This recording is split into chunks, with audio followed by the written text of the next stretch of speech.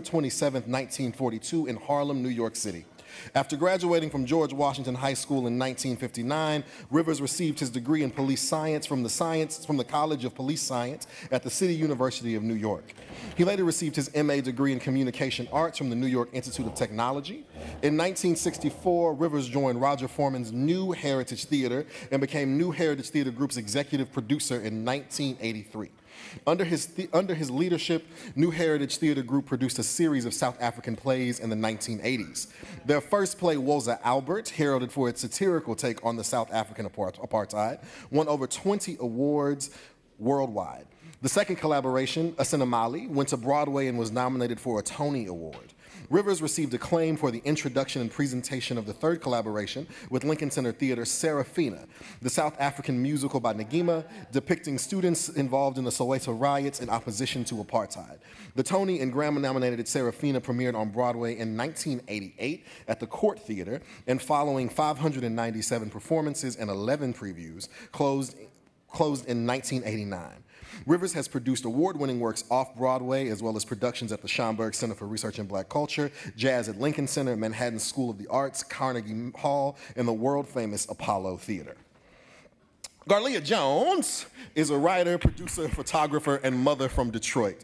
In 2008, she founded the Blackboard Plays, a monthly series devoted to black playwrights. One of the founding producers of the Harlem Nine, Obie Award-winning 48 Hours in Harlem. Essays and articles can be found in the New York Times, the Washington Post, Salon.com, and American Theater. She worked on a Master's of Arts in African American and African Diaspora Studies at Indiana University before coming to New York for her MFA in playwriting at the New School for Drama. She was a guest artist at Wayne State University in 2020, where she also taught a playwriting workshop for MFA actors. She's also taught at the New School College of Performing Arts and was an adjunct at Wayne State University in Detroit during the 23-24 year. She's a member of the Dramatists Guild of America, former line producer and first director of innovation and media and new media at the Public. Currently, she serves as the executive director of producing, co-creator and executive producer of Black Motherhood and Parenting New Play Festival, associate artistic director and senior creative producer, Obsidian Theater Festival. Sean Renee Graham is a freelance writer and dramaturg from San Jose, California, who has worked with many writers, including Dennis Allen, France Lucie Benson, Nilo Cruz, Steve Harper, Walter Mosey, Lynn Nottage, Paul Rudnick, Susan Sontag, just to name a few. She has been a guest dramaturg at the O'Neill Playwrights Conference, the Crossroads Theater Company Genesis Festival, the New Professional Theater, and African American Women's Playwrights Festival, and has served on many panels, including for the National Endowment of the Arts, the Massachusetts Cultural Council Grant Panel in Playwriting, and the Mark Taper Forum's New Play Festival. She is currently the resident dramaturg of the American Slavery Project's Unheard Voices, the literary director for Classic Theater of Harlem's Future Classic Series and Playwright Playground, and a founder of All Creative Rights, an artistic assistant service designed to provide individual artists and performing arts organizations with administrative, fundraising, and writing support. And last, but certainly not least, Arminda Thomas is a dramaturg, director, and archivist. Selected dramaturgy credits include The Sign in Sidney Brustein's Window, at BAM, as well as on Broadway, The Wash at New Federal Theater, Wine in the Wilderness at Classic Stage Company, The Great Privation at Soho Rep, Leroy and Lucy at Steppenwolf, Trouble at Mine and Hartford Stage, and Wedding Band at Tafana, as well as the Stratford Theater Festival. Arminda currently serves as the resident dramaturg and co-producer for Classix. I'd like to welcome all of our wonderful panelists to the stage.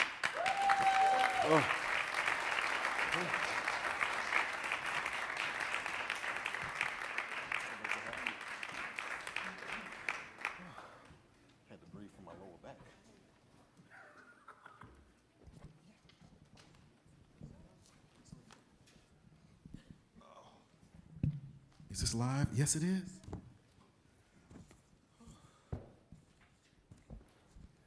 Okay, great. Thank you for joining me, everybody. It's so great to see all of you live and in person. My first question is for Woza. Can you tell us about the New Heritage Theater, which was founded by Roger Furman, who got his start with the American Negro Theater, and how your organization is keeping theater alive here in Harlem?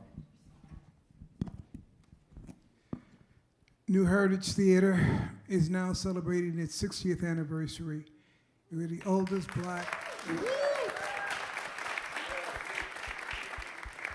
black not-for-profit theater in New York State. In 1964, I had an opportunity to go to a public speaking class held at one of the YMCA branches on 125th Street at that time, and Roger Furman was the guest speaker. Roger talked about the American Negro Theater, who some of the members were, and of course, he mentioned that they were on 135th Street at this particular library. What interested me around Roger Furman Theater was the fact that I lived on 132nd Street. He's talking about a theater on 135th Street and a library. And the library was where my junior high school teachers took me once a month to read books. So I thought how interesting that was, that here's a man talking about a theater in the basement of a library when I was going to the library to read books. And Roger shared with me the story of the American Negro Theater, which we got a sense of what the American Negro Theater was by seeing and listening to what we saw this earlier today. Roger mentioned that he, Ossie Davis, Ruby Dee, Harry Belafonte, Sidney Poitier were all members when they were in their early 20s in this theater. What also was interesting, 1964 was the year that Sidney Poitier received an Oscar, the first black man to receive an Oscar.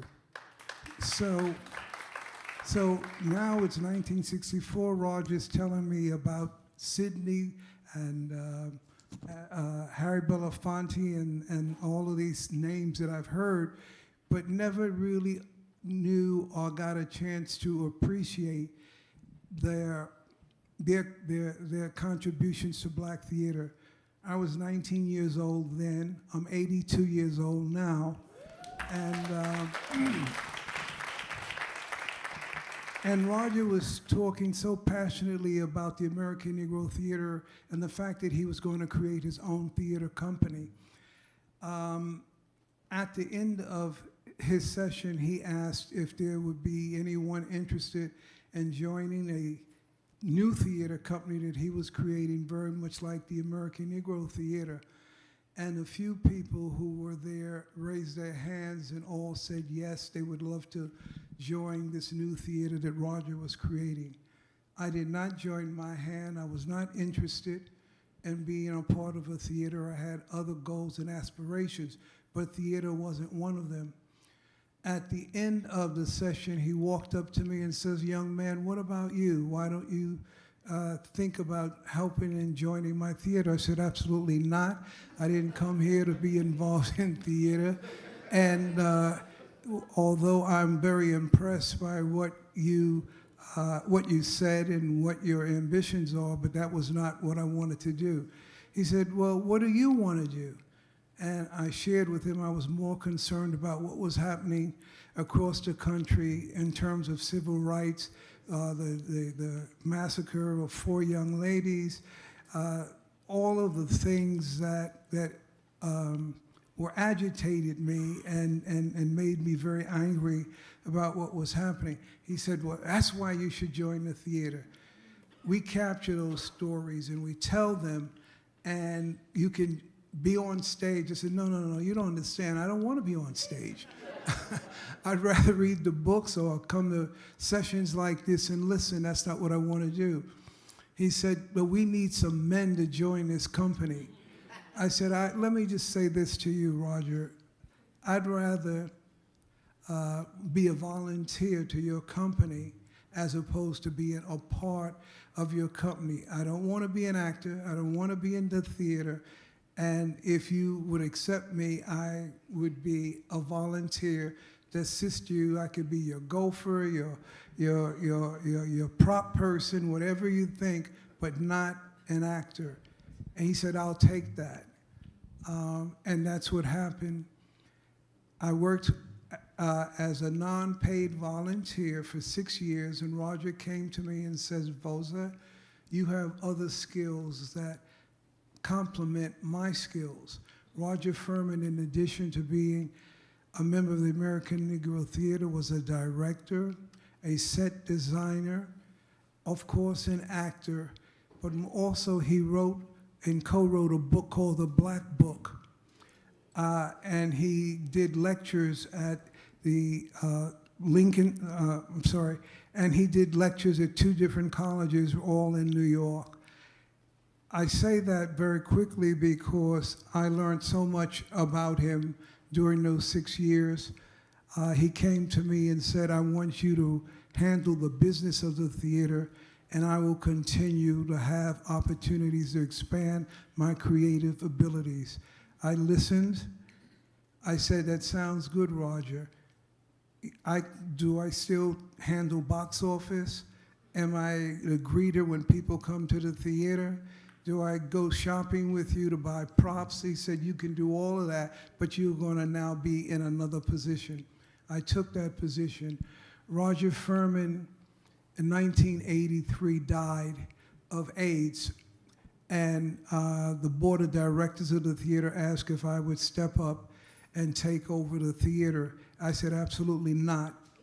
I said to them that this is not something that I came for. I'd like to continue to volunteer. But you have all of these other actors, directors, and playwrights who are well entrenched in theater, and maybe they should have an opportunity to head up a theater. And I said no to Roger. The next morning, I received a call, and it was Ruby Dee on the phone. And Ruby Dee said, Voser, you will take the job. I said, absolutely, Ruby, I'm not qualified. She said, you will take the job. Roger spoke about you often to Ozzy and I, and we understood that he felt very comfortable with you. He's not an easy person to get along with, but he loved you. And Ozzy Davis and I will be available to help you as you provide leadership to the theater. And the next is history. I could not say no to Ruby. I took over the job and expanded on Roger's vision and Roger's legacy and his connection to the American Negro Theater. Thank you. Thank you. For Garlia and Sean Renee, I'm curious, Garlia is a co-founder of Harlem 9, and Sean Renee is the current literary manager for Classical Theater of Harlem. I'm curious for the two of you, how you think both of those organizations stand in the long history of places like the A&T, like the work that was being done here at the 135th Street Library.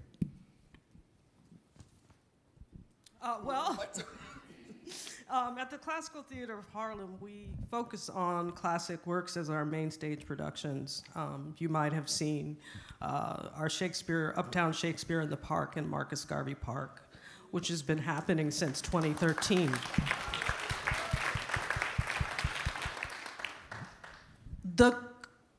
Our main focus is to do Western European classics works through the lens of the Black diaspora.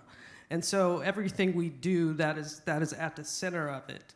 And I think we are at a time right now where we're drawing from the Harlem Renaissance because we are in a Renaissance now. Because the Renaissance wasn't just 1920, it was a whole decade. And so the type of work that we do wants to center around Blackness, the Harlem community in particular, in addition to the work we do in the park. We do a reading series, Playwrights Playground, and Future Classics. And we also like to return to classics. And our focus, in my mind, for those programs is on new writing to continue sharing Black voices in particular with the Harlem community. Because I think that if you don't have writers, what do you have? everybody's job comes from what's on that page, so you can bring it to the stage. And so I'm very passionate at focusing on the writer's voice, giving them space to explore, giving them the tools they need to do that. You need an actor, and you need a director, and you need even a dramaturg and a producer and all of those things. So that's what CTH focuses on. And I will say too that we have during the pandemic, we wanted to find a way to still make our work accessible to people. So we started icons, and icons are recorded radio plays or monologues. We commission a writer to pick an iconic figure from the Harlem community. And we're in our fourth iteration of that. But what we really want writers to focus on are the ones we don't know as much about. So you can find those radio plays on our website. We're in the middle of launching the fourth iteration of that, and it's one comes out monthly in American theater, and we're about to embark on our fifth series of icons.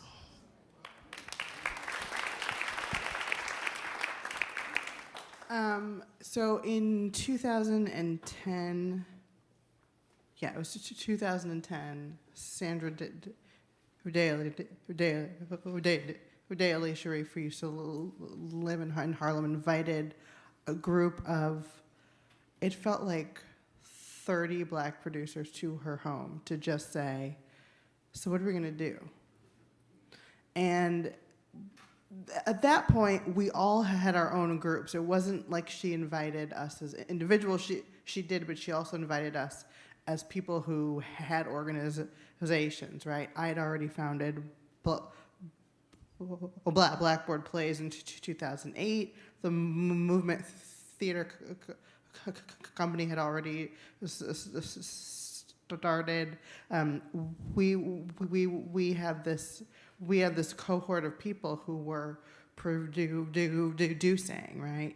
And we sort of said we wanted to do something with each other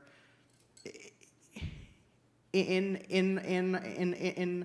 Harlem. It felt very important for all of us to be uptown. All of us lived uptown at the time, and so that was like the seed of, okay, we're going to start this thing, and we didn't know what that thing would be. We had a lot of conversations.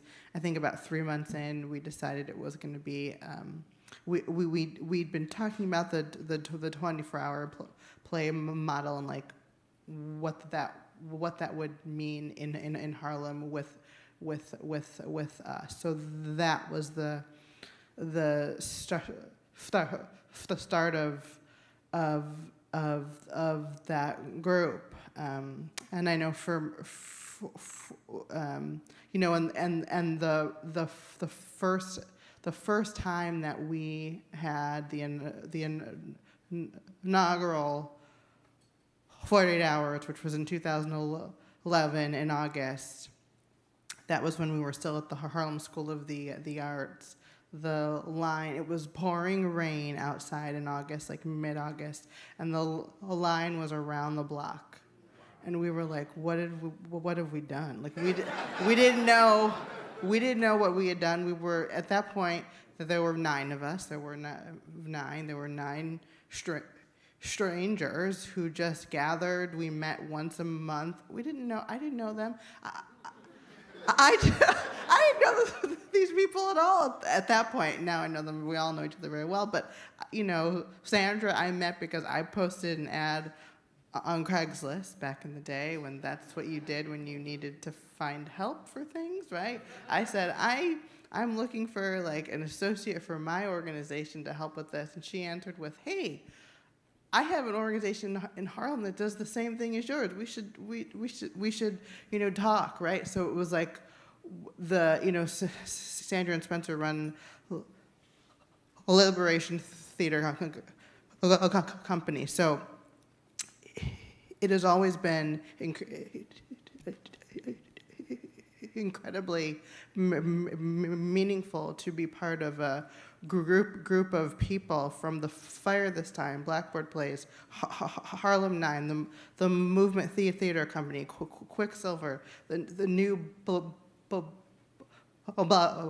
Black Fast. I don't think I'm leaving. That all were founded between 2008 and like in that period. So I feel like we, that is an incredible group that is building upon what was started here, right? When I was in grad school in Indiana and my older sister lived here, the first place I came when I would pretend I lived in New York was I came to the Schomburg and I went downstairs and there was some construction. This is not, it didn't look like this, right? So I went downstairs. I think that's where they had moved the library. And I have my Schomburg card from like 2000 something.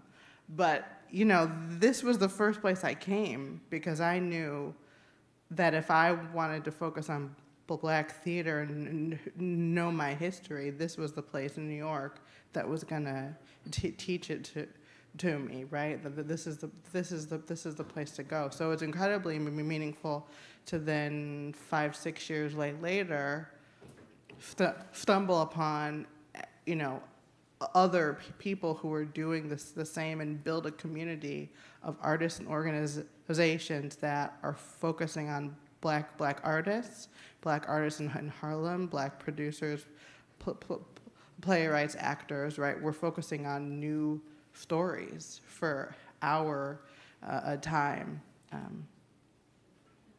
Thank you. And with our last question, I want to pose it to the four of you. How do I say this nicely? The theater landscape is changing. It is in like a deep space of transition.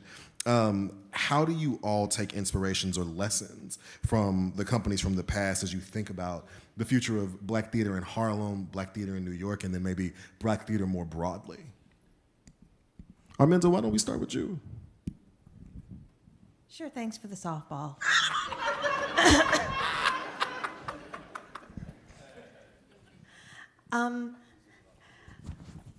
We spend, as you know, a lot of time kind of digging into what's been.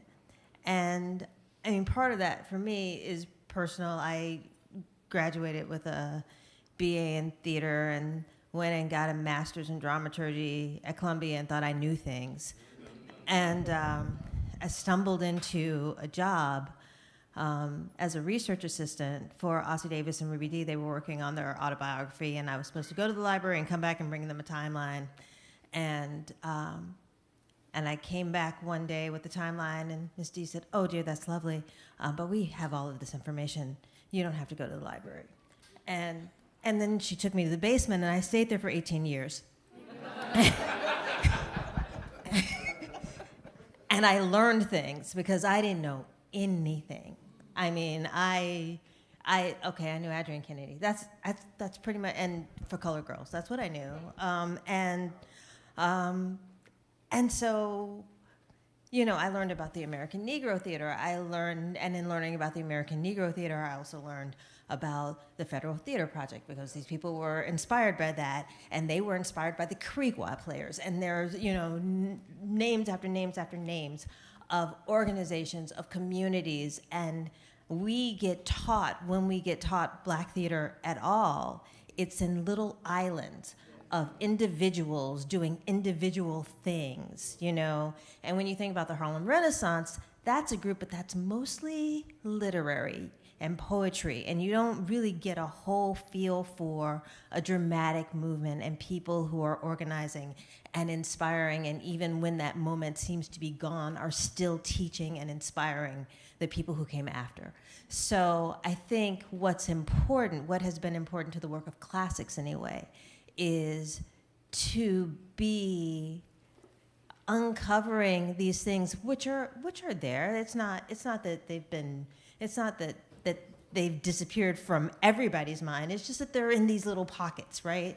And trying to gather these things so that we can be inspired, because I think sometimes the loneliest thing in the world, and also sometimes the most, well, it's a perilous thing to think that you are the first of anything, right?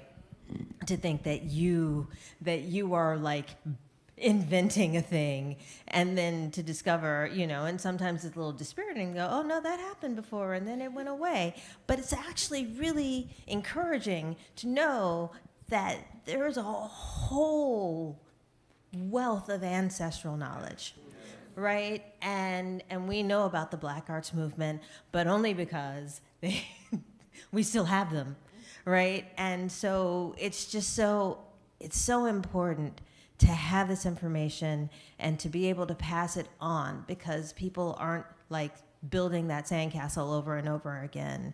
It's, this is a thing. It happened. Here's how it happened. Let's study it. Let's figure out, what can we take from it? What can we use? What can we build upon?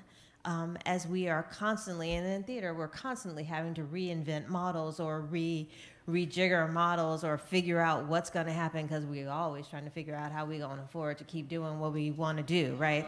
But it's, I take heart that even in moments that seem very dark or perilous, or like the money may go away, and and we're not going to be in vogue again, and what does that mean? But it's okay, because we keep going. We keep going, and that's the thing that I think is really important to learn from this time. And I will shut up now. Anyone else? I just I second everything you said, Arminda, and I think it's just really important that when times get rough or feel rough, number one, don't panic. Don't panic. Number two, when the stress is high, do everything you can not to kill the artistic spirit in the people that are around you. In my entire career, I've seen it happen a lot. People feel like they're getting lost and they have to start saying me, instead of sticking together and saying, what can we all do? What can we share? And the other thing is that, I think this entire panel is a wealth of education. Don't forget about the youngins. Yeah, don't forget. Like, one of the things that we really center at CTH is our education programs, and that go along with the work that we're doing, reaching out to schools. And the other thing is it's not all just about your show, your theater. There are so many ways in which you can engage in your community. We go to health fairs in Harlem with our stuff and talk about our programs. We reach out to senior centers and present a monologue or something like that. It's having something for everybody. And I think as a result of that, we have the most diverse audience in New York City during our summer show. If you just go out there and look at all the faces. Ty likes to say this all the time. It's important because there's a moment when you're watching work where your hearts become in sync. Mm-hmm. It's about the love of each other and how we treat each other, and there's just the openness to see what's out there. But yeah, don't panic. I'll just say, One of the things that we have for Harlem 9 is that we publish the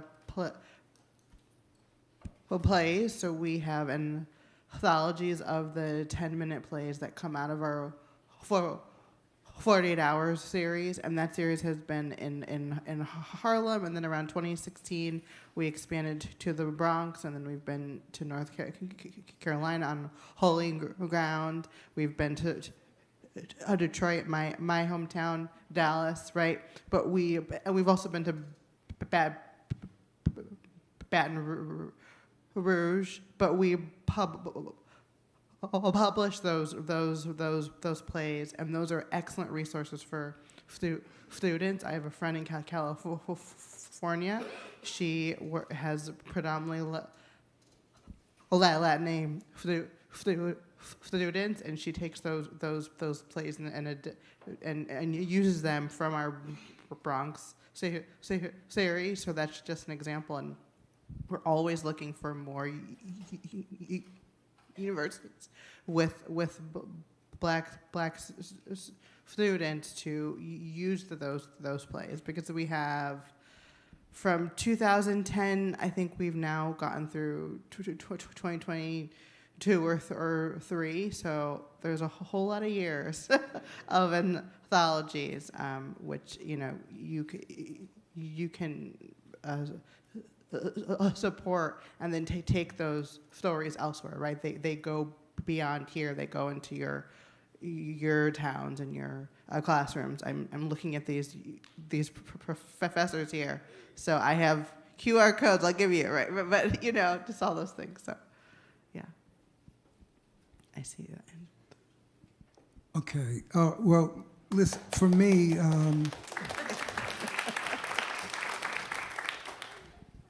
When I reflect back on the road that I've been on for quite some time now with the theater, I think one of the most important things about the theater for me was the legacy. You started off this evening showing a clip of on Strivers Row. Abram Hill and Fred O'Neill, I got a chance to meet. Those were the founders of the American Negro Theater. When I met Ruby Dee and Ozzie Davis, Ruby Dee was talking about her performance of Strivers Row at the world-famous Apollo Theater, and how exciting she was that she could perform at the Apollo Theater. That was 1944. In 1974, Roger Furman decided that he wanted to do On Strivers Row. And he did a very successful performance of Strivers Row.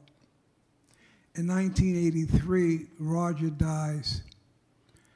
And I'm thinking, how could I say thank you and celebrate the history coming from the 1940s to the 1980s. So I made a decision that I would do the play On Strivers Row. I reached out to a director by the name of Chanel Perry, and Chanel said, Vosa, why did you select me? I said, because Roger was here and he was the director. I'm not a director. And I've watched your work at where I had visited Woody King's Theater to see you. I've been to other theaters, and Chanel, you are a fabulous director. I want to celebrate the American Negro Theater and what they did in 1944, what Roger Furman did in 1974, and now it's 1987, and what I would like to do is to celebrate the American Negro Theater, but I need you. Chanel said absolutely, and that's a good way of putting it, Vosa, because you're looking at legacy. So I produced I produced on Strivers Row. When it was finished, we were nominated for 5 Odelco Awards. And that gave me inspiration to continue the legacy. And I think what's important about all of us here is the legacy of the theaters and knowing the foundation from which we come from. So when I look back and I listen to a mentor like Roger Furman, not only was he talking about what existed today, but he always reflected back on the foundation and the history. So one of the things that I also wanted to do in celebration of his legacy is just before he died, he made a decision that he wanted to produce plays by people of color, not only in Harlem, but around the world. So his vision was local, but global. And it was through that understanding with me that I went to see some South African actors who for the first time had come to the United States performing at the Lucille Lortel Theater, not in Harlem, but of course downtown. And it showed me the power of what actors and playwrights could do as we absorb the challenges that we faced as people of color. I did that show. I did not produce that show. It was produced by the Lucille Lortel Theater, but that's where I went to see it. And when I met the actors, and they said to me, we just were nominated and we were selected to receive the Obie Awards. And we felt good about it, but when we looked out in the audience, there was no one who looked like us, and we've been here for 12 weeks. Where are the black people? Why aren't they down here seeing this work? And I shared with them that a lot of the downtown theaters market and promote what they do with their media company, New York Times, the critics, et cetera. They come, they review the plays. They have memberships in their theaters. And so quite honestly, they are self-contained and connected.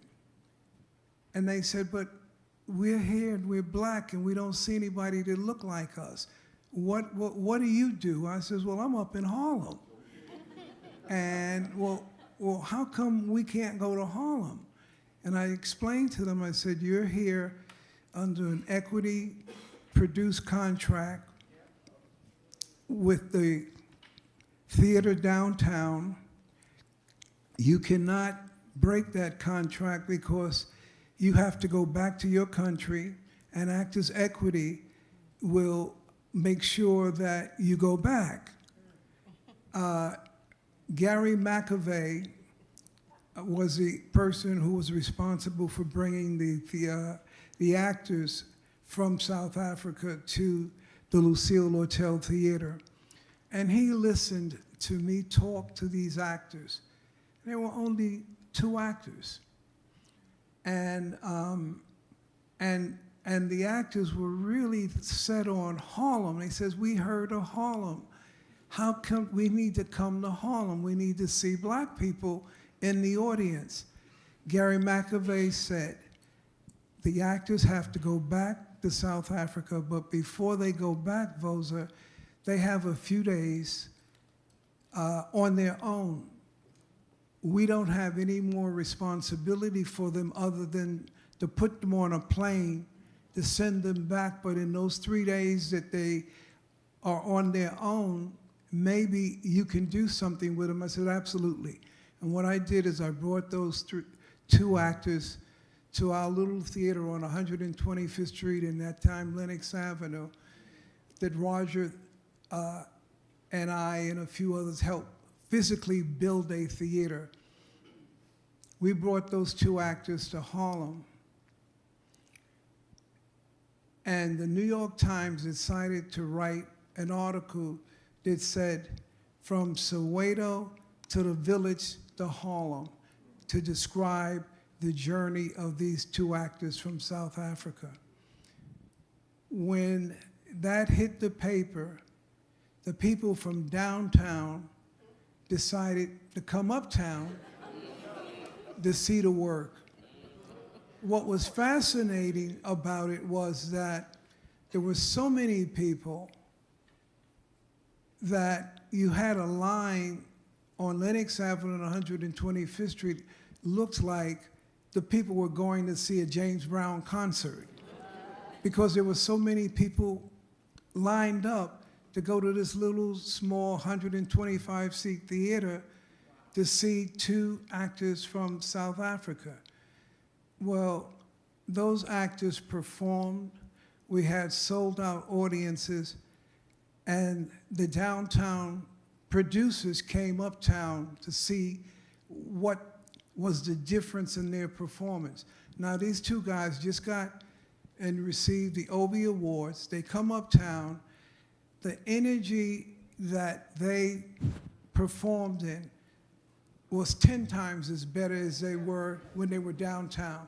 There was something electric connecting all of our culture, and they wanted to show the Harlem audience that they were at home in Harlem as if they were in Johannesburg.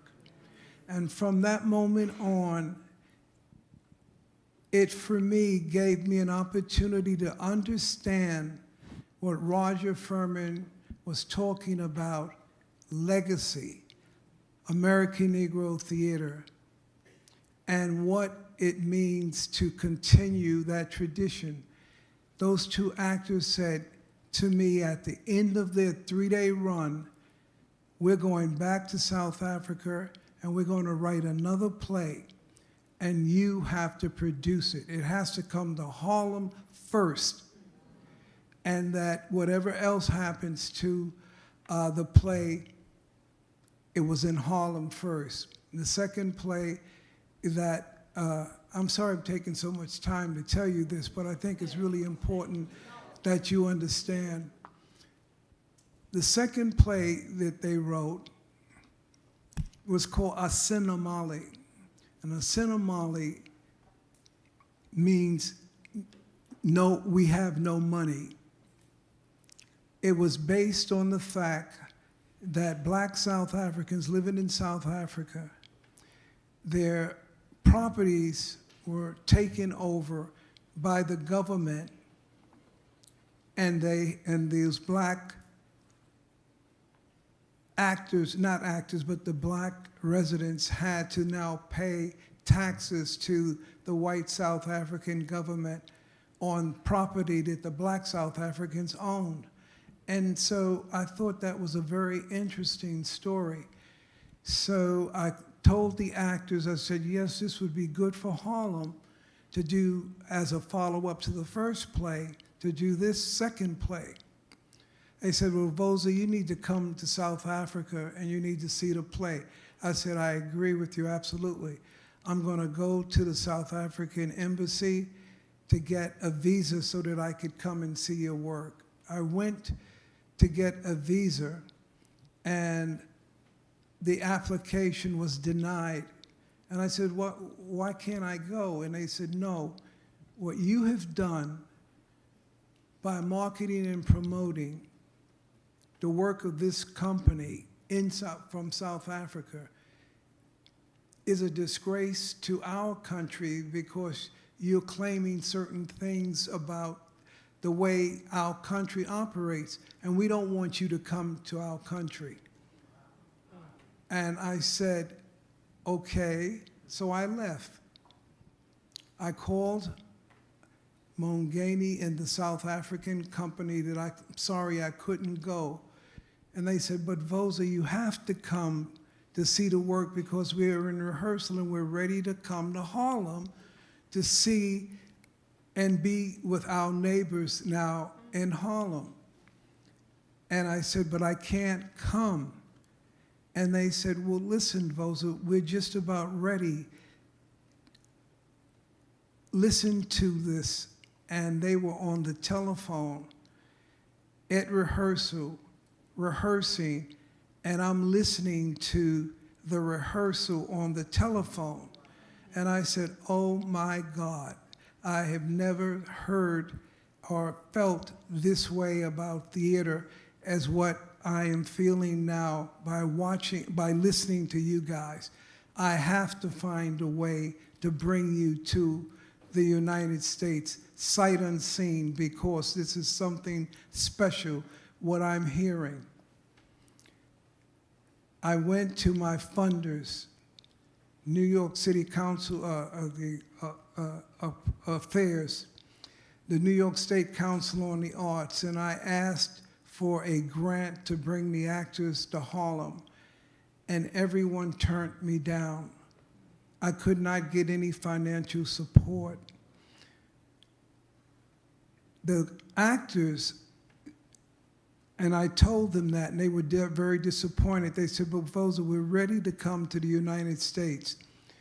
While they were in rehearsal, knowing and understanding that I couldn't bring them, they still wanted to rehearse. So while they were rehearsing in a church in South Africa, members of Buthelezzi's army, which was tied into the South African government, came to the rehearsals with machetes and killed the producer who was working with them in South Africa. And the actors ran out of the church and escaped. But the producer was murdered. When they called me back to share that story with me, I said, I have to find a way to bring you guys here so that you can be safe. I went to all my friends, and all the funders turned me down.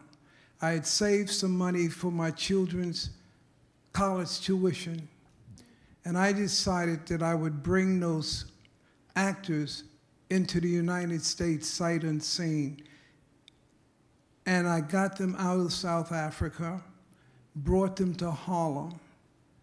Harry Belafonte came, Paul Simon came, Miriam Makeba came, Hugh Masekela came, all to see these actors in my theater.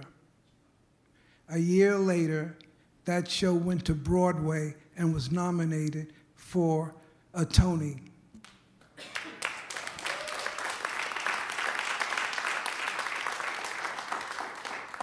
And this is the last story. Those those 5 actors went back, wrote another play, and said, Vosa, you have to come to South Africa because this is a bigger play, a much larger play. We have a lot of actors in it, but what's important is that we have a lot of young people. And I said, that sounds great. I went to Lincoln Center and shared with the head of Lincoln Center, who had come to see the second play that I did from South Africa, and asked if they would be interested in going to South Africa.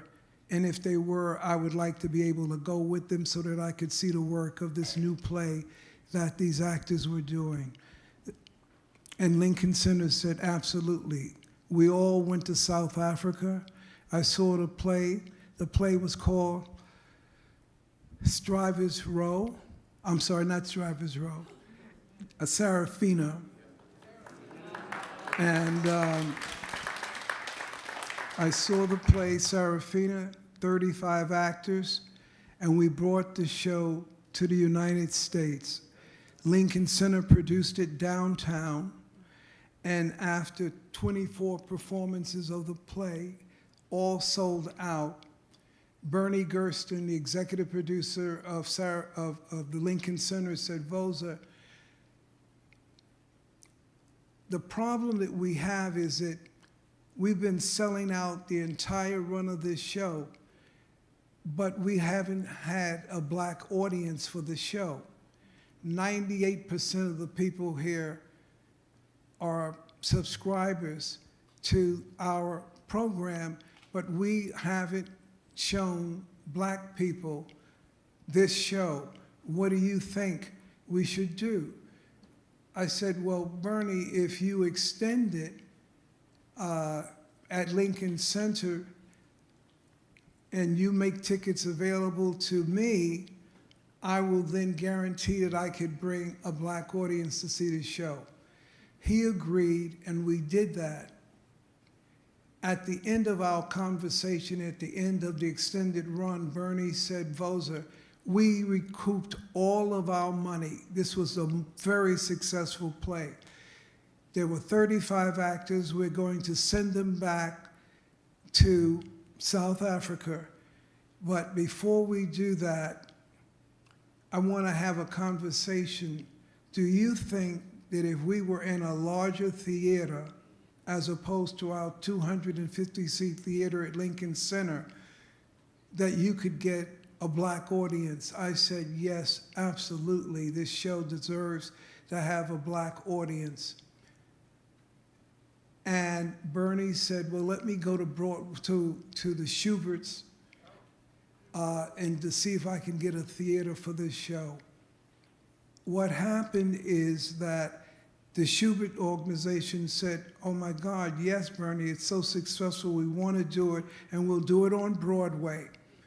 And then I said, but before this show goes to Broadway, I need to bring the entire company to Harlem so that Harlemites can see it, and I would know for sure that you going to Broadway is something that we can do. I convinced Lincoln Center to allow me to bring the 35 actors to Harlem. And these young people who were in Serafina said, oh my God, we're going to a place that we heard of. But we never envisioned what it would look like, what it would feel like. When they came to Harlem, I took them to City College, and we did 3 shows, and then the kids went back to South Africa to be with their parents. And several months later, we brought the show to Broadway. On Broadway, we were nominated for 5 Tony Awards. We performed for 10 years of doing Serafina all around the world. And the latest update for all of you is that after we finished Serafina, Disney came to us talking about a new play that they wanted to do called The Lion King. And what they wanted to do is to make sure that they had an authentic voices. So would it be possible for the actors in Serafina, now that your show is over, could we audition them for The Lion King? I said, absolutely. Those young people who were in Serafina for 10 years has been working with the Lion King Productions for the last 25 years.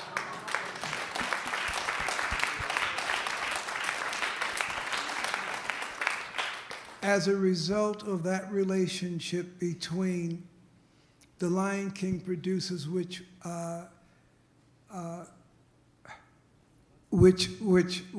was a marriage between Lincoln Center, New Heritage Theater, and the Disney Company, because it was the Disney Company that produced The Lion King, is a story that we hope to be able to tell in 2026, where those same young people and The Lion King and the kids that were in Serafina that are all grown up will come to Harlem to tell the story and to perform together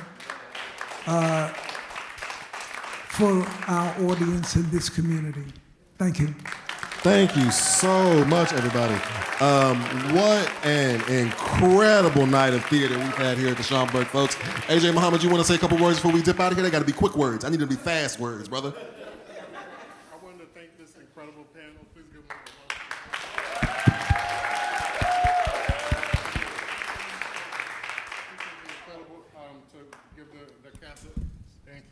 to give the cast a round of applause as well. Thank you. And just very briefly, thank you all for coming out. All of the plays that you saw tonight can be found in the Research and Reference Division here at the Schomburg Center. And you can find other resources about the artists and the plays across the divisions at the Schomburg Center. And before you leave, please make sure you take one of